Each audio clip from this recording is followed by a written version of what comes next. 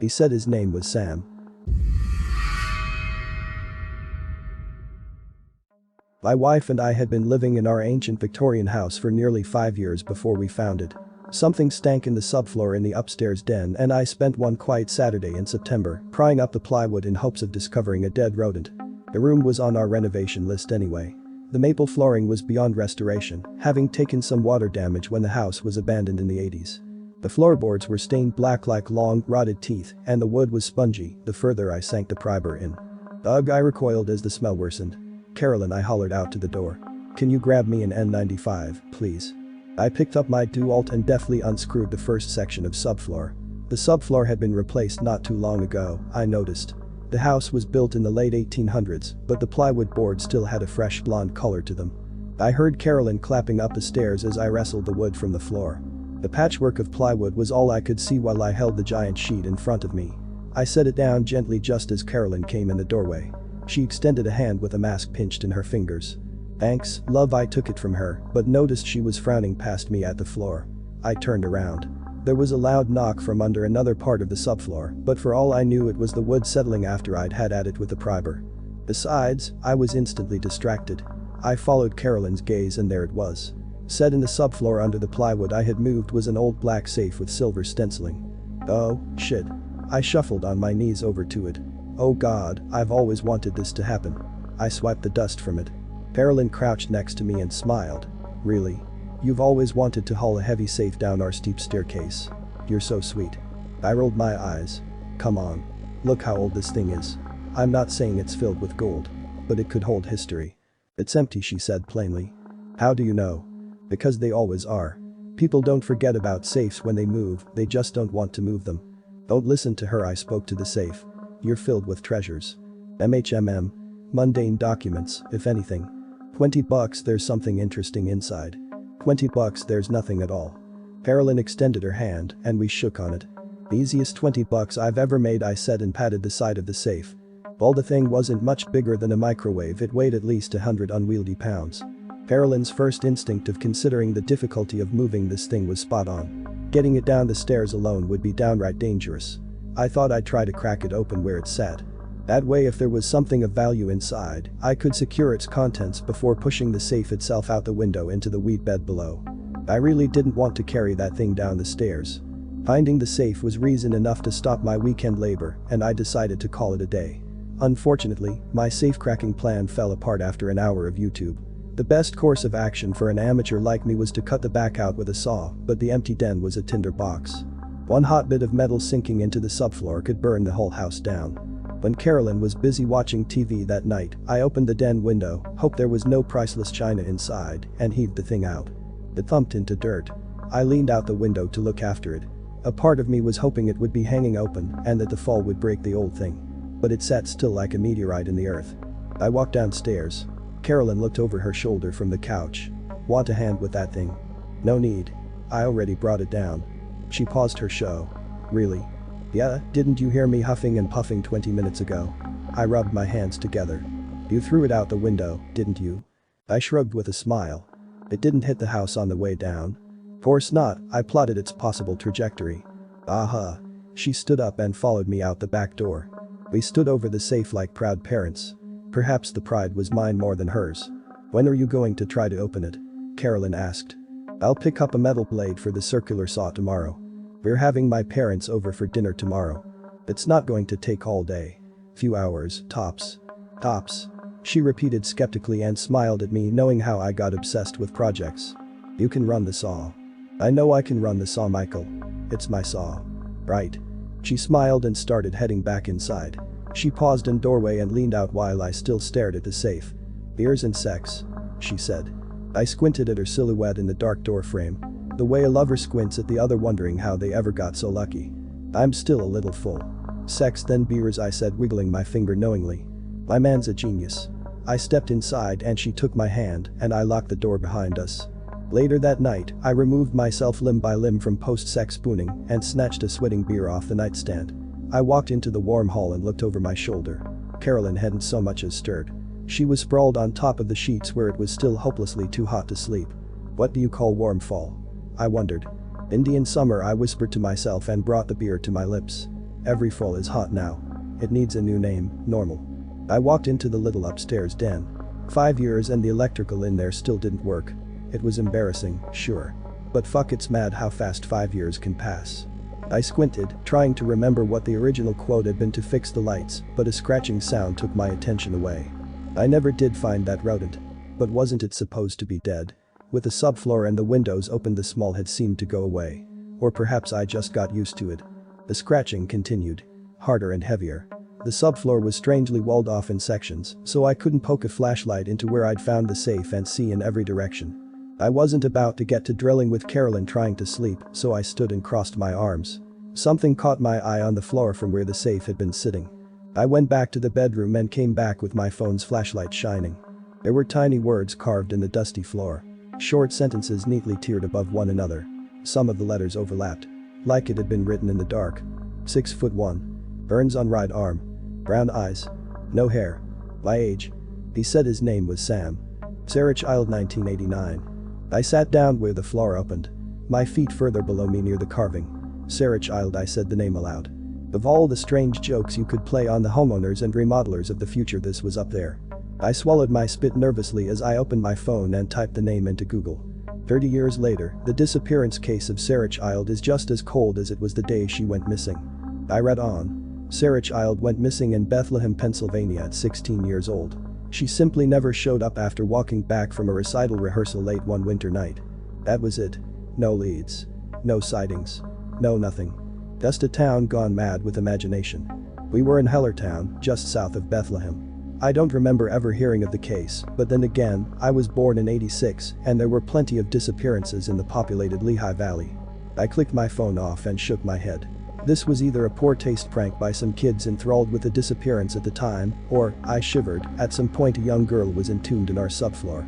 And why, I wondered. Why did that name sound so familiar? I sat in the silence for a long time.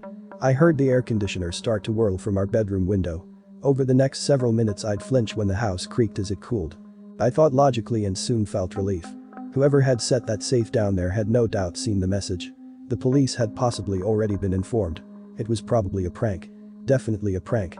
At least that's what I told myself to sleep that night. The next morning when I got back from the hardware store, Carolyn was still asleep. I was aware then of the thought that whoever placed the safe there had also taken Sarah Child. Perhaps opening it was tampering with evidence. But I felt I'd look like a fool calling the police on what I had convinced myself into thinking was some kind of game. If there was something fishy in the safe, then I'd call them, I decided. Otherwise, there's no need to waste anybody's time. I rolled the safe to the middle of the backyard, fitted the new blade in the circular saw and got to work. Not long after I started, Carolyn came running outside. "What are you doing?" I stood confused and took out my earplugs. I gestured like an idiot at the safe. "Opening it." "Michael, it's 7 in the morning.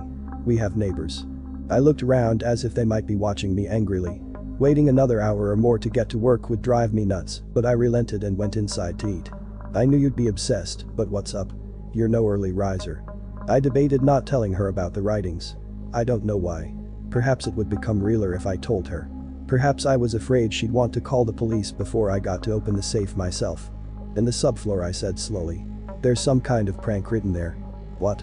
"It's where the safe was. Just go look." I pointed towards the stairs and she frowned at me as she turned and went up them. I was tapping my coffee mug anxiously when my heart stopped.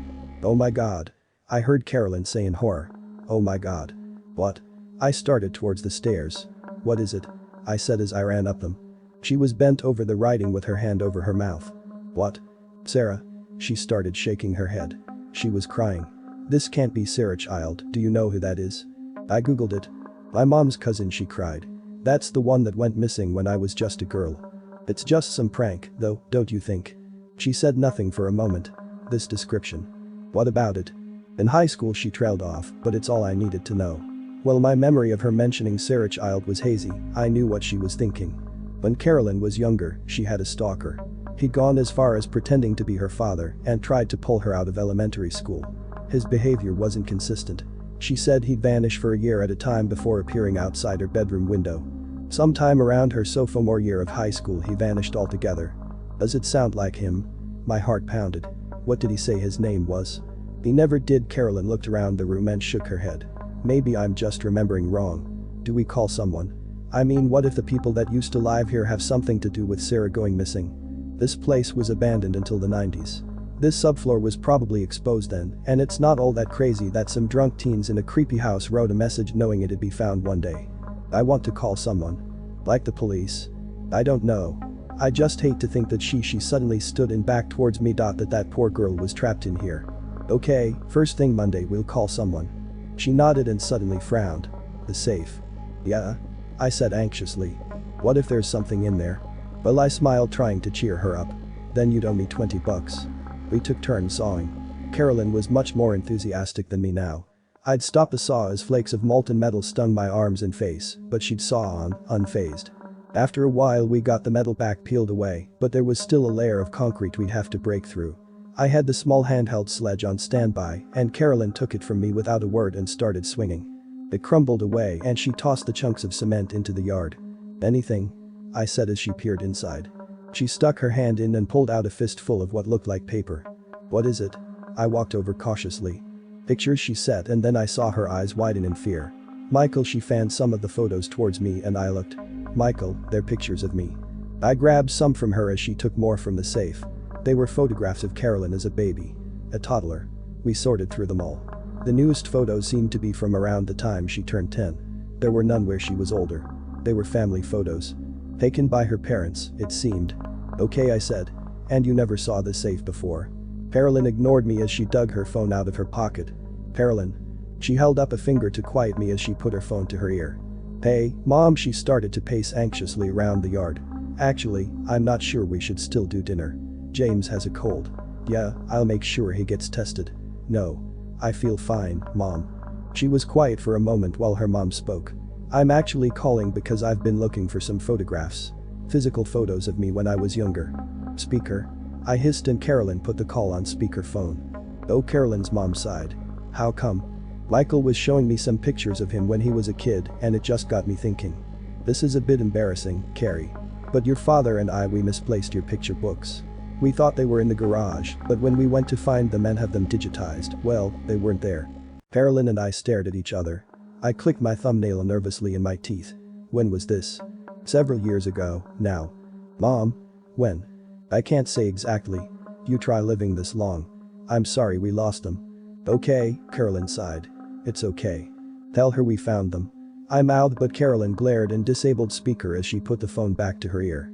It's really okay, she said. I'd only look at them once in a decade anyway. Yeah, I love you, too. Sure, we'll try for next Sunday. Love you, bye. Carolyn brought the phone down.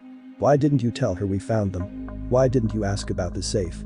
Because she'd freak the fuck out. And she doesn't know of the safe because it's been sitting in the floorboards for years. She snatched up all the photos and started walking inside. Carolyn, I called after her. She went upstairs and came back down a minute later dressed in jeans and a thick hoodie, despite the fact that it was already nearly 80 degrees. I'm going for a drive. That was all she said, and I felt like I couldn't ask where. She went out the door and started her car. By the time she got home it was dusk. I'd spent the day sitting at the kitchen table drinking beers to calm myself. When Carolyn came in, she looked at my empties and snatched a bottle of bourbon from the butcher block. I don't know how you haven't moved to something harder. Are you okay? I stood and we hugged. Her clothes were torn and her cheeks had thin scratches. What aren't you telling me? She started filling a coffee mug with whiskey. When it was half full, she took a sip and pulled a photo out of the kangaroo pocket of her hoodie. I took it from her and she grimaced and brought the mug to her lips again. What's this? I said quietly, but I knew what it was. It was a picture of Carolyn. Taken maybe a year or two ago based on her shorter hair. She was laughing in the orange glow of a window. The kitchen window. The picture was taken at night from the backyard. On the back of the photo there was a simple smiley face. With a long wide smile and sideways rectangles for eyes. That's his signature. What? The man who used to follow me when I was a girl. The smiley face. He signed his last note to me like that. Was this in the safe? She nodded. I looked at the kitchen window. The same one Carolyn had been photographed from and raced over to draw the blinds. That's not going to do much good. What? I paused. What do you mean? This has to be him, right? He's back. Yeah. I frowned as she flicked the wheel of a lighter and lit the end of a cigarette. Carolyn. There's a problem with that. What? The man that followed me when I was still just a girl. There was a thump upstairs and we both paused and looked towards the stairs. I killed him 13 years ago. I could hear the tobacco burn as she drew on her cigarette. And I just checked where I buried him, and wouldn't you know it? Her eyes searched the ceiling. He's not there anymore. I didn't have time to process what Carolyn just told me. She was no murderer. Whatever she'd done, I knew it was in self-defense. Upstairs, there was another knock. We both waited for another, but it was silent then. I pushed my drink away from me and grabbed the longest kitchen knife hanging on the magnet strip above the counter. Are you sure he was dead? 100%. Just looking at his body, there was no chance. What do they call that? Carolyn took another knife from the magnet strip and we started toward the stairs. Injuries incompatible with life. Yeah, she said. That. We walked cautiously up the stairs, at times stopping when the wood squeaked. I could see Carolyn's pulse in her neck. My own heart hammered so hard that each stair left me more lightheaded. We searched all the rooms together in silence, but there was nothing. No one. We stopped and convened in the den, both staring at the subfloor. I stood guard with the knife and phone flashlight while Carolyn picked up the drill and started unscrewing the rest of the boards. All the sheets that made up the subfloor were 6 foot by 3 foot pieces of plywood. They looked like lids, I realized. Lids to little coffins. She lifted a piece out and leaned it against the wall, and we both exhaled in relief as there was nothing out of the ordinary in the subfloor. No dark stains. No creepy writings. No second safe. Just dust and rodent droppings. She unscrewed section after section, setting them against the wall, and it was the same thing over and over. They revealed the standard innards of a house. In one of the sections there was a heavier concentration of tiny turds and the bloated body of a mouse. Next to it there was a hole the size of a fist. I figured the mouse must have friends. A bit of the weight lifted from our shoulders. Is that all we heard? I said. Mice. Carolyn didn't respond. We were both standing about a foot under the original floor now that all the plywood had been removed. Carolyn set her hands on her hips and took deep breaths. She walked to where the sheets were leaned against the wall and flicked through them like giant dominoes. We weren't hearing things, I said. Michael. That was too fucking big to be a rodent. Michael, Carolyn said louder. I turned to her and her eyes were so wide in horror I couldn't bring myself to look where she was. Shine the light, she said. As I did, she pivoted a piece of plywood on its edge to turn it out towards us. The underside of the subfloor sheet was covered in long, bloody scratches. She let it fall against the wall and quickly pivoted another one. And another. They all had the same kind of scratches, and as if we weren't sure what caused such feverish and gruesome markings, an entire fingernail jutted out of one of them. How many boards? I looked at horror at the floor. How many little tombs in the subfloor? 9. Carolyn let the board with a fingernail in it fall onto the scaffolding floor and started nearly running down the steps. I was at her heels. We need to call the police, I said. Carolyn. She made for the kitchen and once there splashed another shot of whiskey into her mug. That's not going to help right now. Like hell it won't, she said and threw it back in one swallow. Ugh, she wiped her chin and looked at me. Don't you want to know? Know what? How I killed him. I was silent as she poured another drink. Of course. She kicked a chair out from under the table and it spun out to me, a nearly perfect invitation to sit. I sat. He left me a letter one night. My sophomore year, she pulled out a chair and sat across from me. He wanted me to meet him. He'd never done that before. She trailed off and looked nervously at the stairs. And did you? He wanted to meet on some wooded street by Lehigh Mountain Park. He knew I had my learner's permit and he told me to take my dad's truck. I snuck out that night and took the truck. She sighed and pushed the drink she'd poured away. I was driving slow, looking for him around 2 in the morning. He was where he said he'd be, standing eerily with his hood up. But when I saw him, I accelerated. I ran him over. She looked at me guiltily, but I said nothing. I was going 40, maybe. He hardly had time to react. His head went under the wheels. I dragged him deep into the woods. I mean deep. There was this old culvert at least 100 yards in, surrounded by buckthorn. It took me a half hour to get his body through that brush. I stuffed him in the drain pipe. That was it. I didn't bury him, but he may as well have been. Could he have washed away? Carolyn shook her head. There wasn't even a gully there anymore. It drained to nothing. Still does. I just checked. Maybe his body was found. Do you know how often I search results for body found in Lehigh Mountain Park? Did you today? Of course. There's nothing. I leaned back and we were both silent with our thoughts for a minute.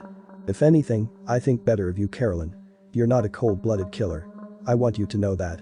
I understand you never telling me. I understand why you did it. And I love you all the same. I reached across the table and took her hand in mine. Thank you, Michael. But, I sighed. Don't you think we need to call the police? There could be DNA on the blood on those boards. We could find who kidnapped Sarah. Stop. We're not calling anyone. Why? Because I don't want to go to prison for the rest of my life. They're not going to find out. What possible evidence could there even be? Think about it. A truck that might have some DNA on it that is God knows where. No body. There's no security camera footage from 13 years ago. You're safe, Carolyn. The truck was scrapped. See? Let's call them. Now. I can't sleep in this fucking house anymore. Please, said Carolyn. Can we please just call them in the morning? Okay, I sighed. But don't judge me when I check under the bed tonight. We both called in from work and the police were over by 9 a.m. It wasn't the circus we thought it would be. I had pictured satellite news trucks and squadrons of cops, but in all only 2 cars came. One a patrol cruiser and the other an unmarked Ford Taurus of the detective. We explained what we found down to the fingernail, but the response was subdued.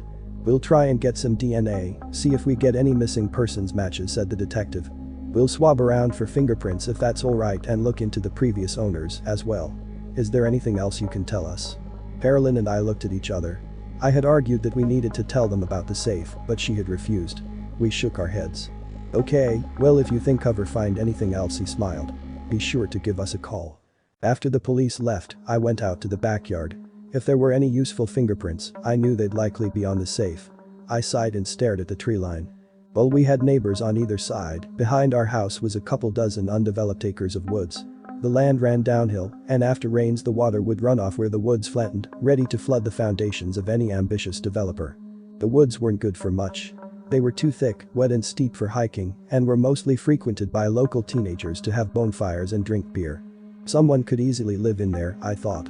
The tree line was right where it seemed the photo of Carolyn had been taken. I walked to the garage when I was startled by a voice. Hey, neighbor. I put my hand on my heart and smiled. Greg, I said. You scared me. I'm sorry, and I'm sorry for being a nosy neighbor, but I'm just wondering if everything is alright. I saw the police cars. Greg had earned his right to be nosy. A year ago, when I was backing out of my driveway, my brakes stopped working. After bleeding the fluid to no avail, I called a tow truck to take my car to the shop. Greg had come outside, curious when he saw the tow truck pull in. He called the mechanic a crook and shooed him away. After taking a look himself, he said my brake master cylinder wasn't delivering pressure. He and I got in his truck, bought a new cylinder, and had the brakes working perfectly in under an hour. Ever since then I'll bring him a beer and shoot the shit when I see him working on the classic Corvette he keeps in his garage. Oh, everything's fine. Carolyn and I found some things that might relate to an old missing persons case. To be honest, it's probably just a prank some kids left. We called just to be safe. He stroked his beard, considering. What kind of things? If he held out both hands. You don't mind me asking? Well, writings of. You see, he interrupted me. That fellow that used to live here before you. He was an odd one. It was a woman that lived here when we bought it, I said, confused. No. I see why you think so. I believe she would have been on the deed. But it was a son of hers or something that lived in this place. Here, he turned toward the street. Can I show you something? Sure. Actually, it might take me a minute to find it. Come over to my place with Carolyn and say. He looked at his watch. 15 minutes. How's that work? Works fine. Great. Greg lived directly across the street from us, and when Carolyn and I knocked, we heard him yell to come in from deeper in the house. We opened the door and took off our shoes. In the dining room, he leaned back in a chair so he was in view down the hallway and waved. His place was orderly. It was clean and there were pictures lining the wall of him with a woman and what we presumed to be his children. But we'd never seen him with a wife, nor had he mentioned one. All the pictures of the woman were older, and I realized poor Greg was likely a widower. Hey guys, sit down. I've just about got it here. He was sitting behind a Hewlett-Packard laptop the size of a small poodle. I wanted to show this to you before, but I just didn't know how. He spun the computer around. A video player was open on his computer. It was footage from a doorbell camera that looked out directly towards our house. Now, I know this'll sound crazy, but this tape is from summer 2016. Just when you two moved in. I've kept it all this time. We leaned forward. Why do you keep footage this old? Asked Carolyn. Greg said nothing and pointed at the computer as if her question was about to be answered. In one of the upper bedroom windows of our house, I noticed a man was standing inside at the sill. You see the man in the window there? We nodded. Hit that double arrow thingy. Fast forward a bit. I hit fast forward, and while the daylight outside faded fast, the figure of the man at the window stayed still. Keep hitting it. I pressed it so it was at 16x speed. Hours passed. The man stayed at the window. How long does this go on for? Greg said nothing, he only nodded down, suggesting the footage would again answer our questions for us. I set the fast forward to as fast as it would go. An entire day passed on film and then, the next day at dawn a moving truck pulled in. Carolyn and I stepped out and the man in the window stepped back, disappearing into the house. What the fuck? I know. I should have showed you earlier, Greg sighed. I convinced myself he was a friend of yours or something. It seemed ridiculous. How do you bring that up? Howdy neighbor, nice to meet you. Here's a pie, and by the way, check out what my doorbell camera picked up in your upstairs window. Carolyn and I looked at each other. How did you notice this? I asked. The man in the window, how did you know he was there? I noticed him before I saw him on the camera. He was there plain as day. Here Greg took the laptop back and clicked a few times and turned it back around.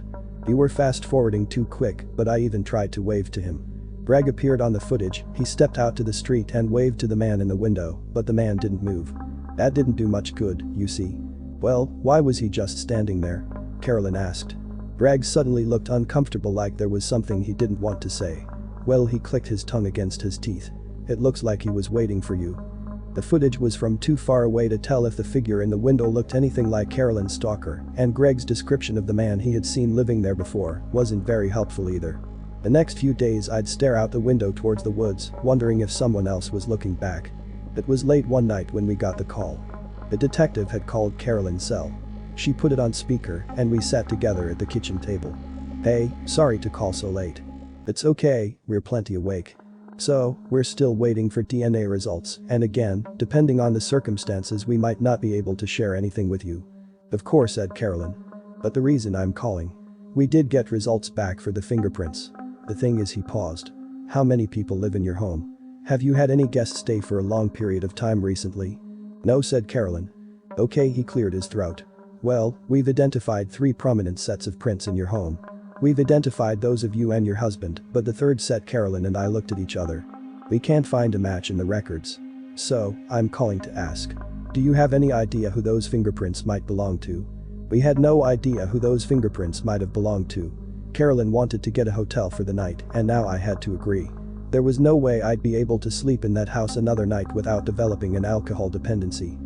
Let's get a nice room in town. We were both walking upstairs. I had a knife clenched in my fist. I don't want to stay at some chain known for swinger parties off the interstate after all this. You don't have to sell me, I said.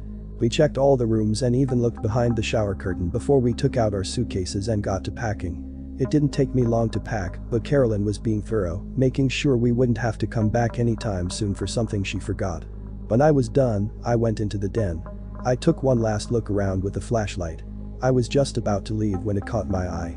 Where one of the sideways boards met the den wall that separated the room from our bedroom, there was the crescent scar of a sawzall in the wood. Just a slight half circle, shoulder width. A door, I realized. A door in the side of the subfloor that someone could crawl through. I kicked the shape hard and quick with my heel. It didn't budge. It seemed like the little trapdoor probably only opened out, not in. Carolyn. I yelled over my shoulder and she dropped something on the bath tile and ran to me. What? What is it? She stood in the doorway. At the DeWalt. I was stupid. I should have been more cautious. I should have just burned the house down. But in that moment, I felt more angry than afraid. I wasn't going to let some freak or even some ghost terrorize us in our home. Carolyn could hardly see the scar in the wood. She didn't think there was a door.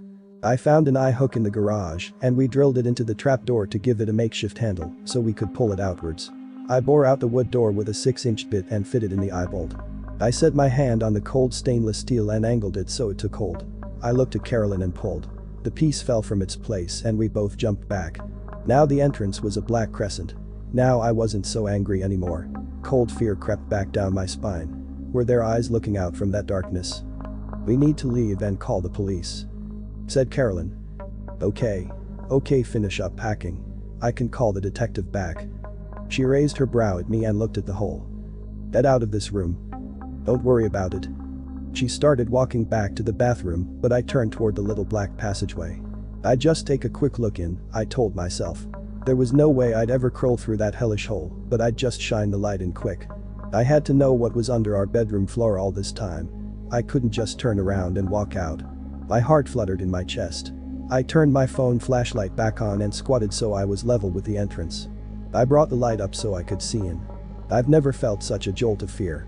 Illuminated in the white light just past the entrance was a bearded face, pale and smiling back at me. I fell backward screaming. I heard Carolyn call out my name. But someone was on top of me. They brought down something heavy on my head and the world went black.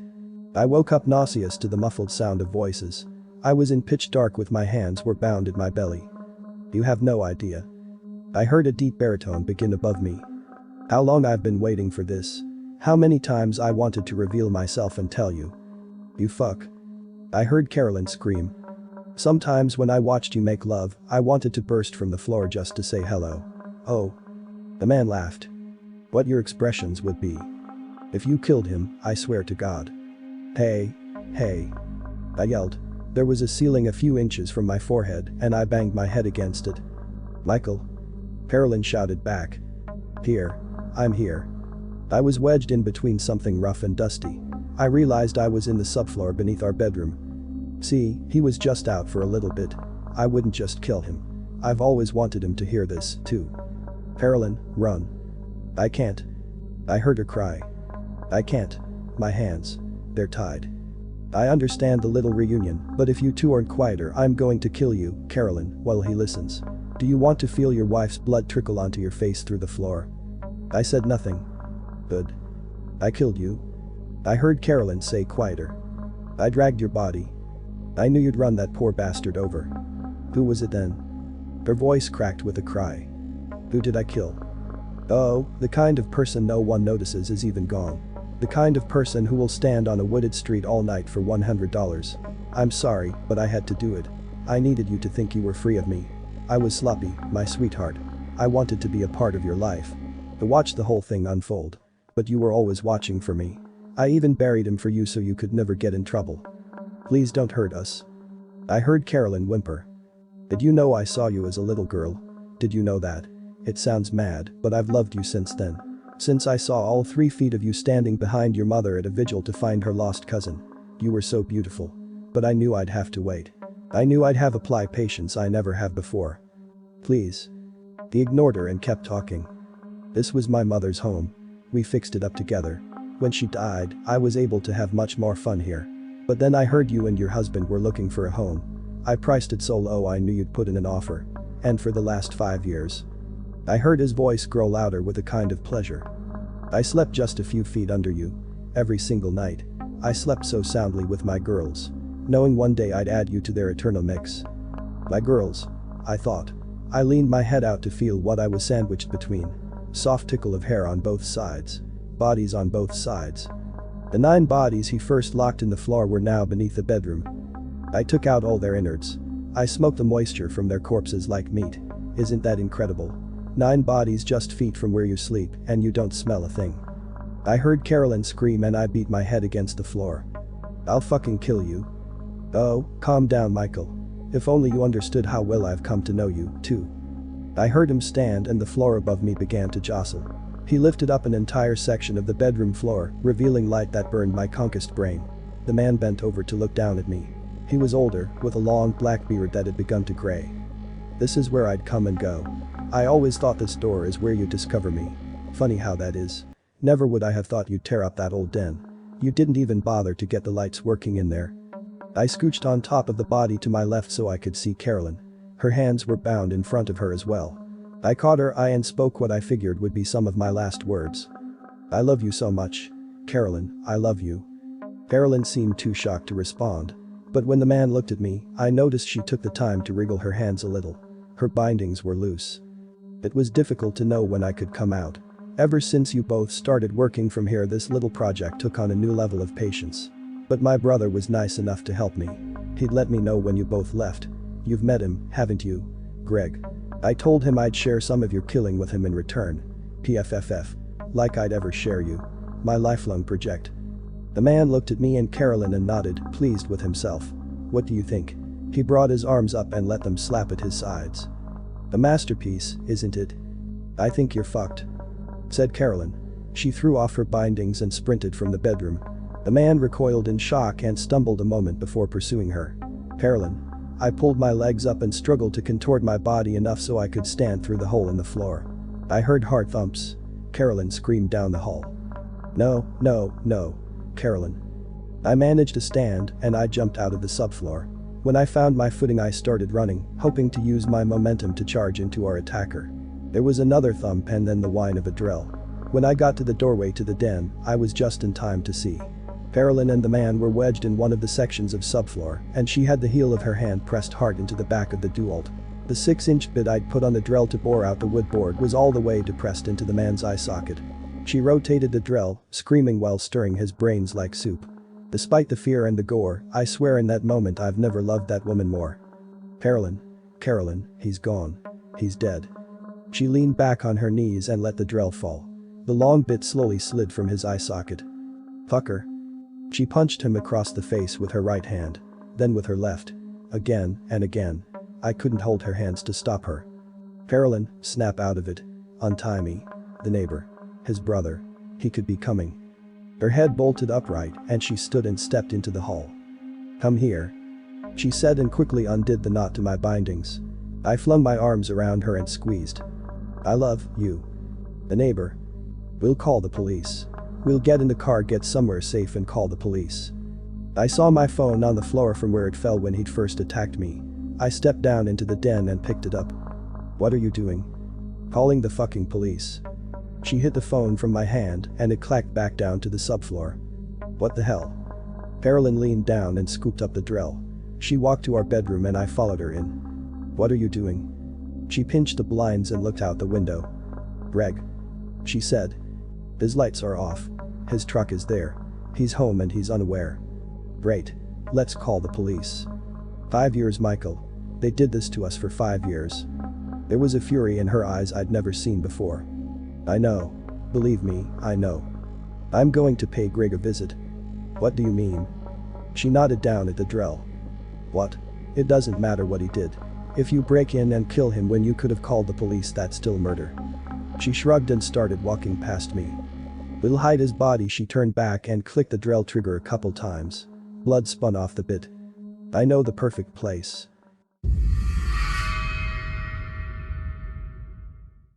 Thanks for watching. If you like the video, please drop a like, and to stay up to date with my latest videos, make sure to subscribe to this YouTube channel by clicking the button under this video.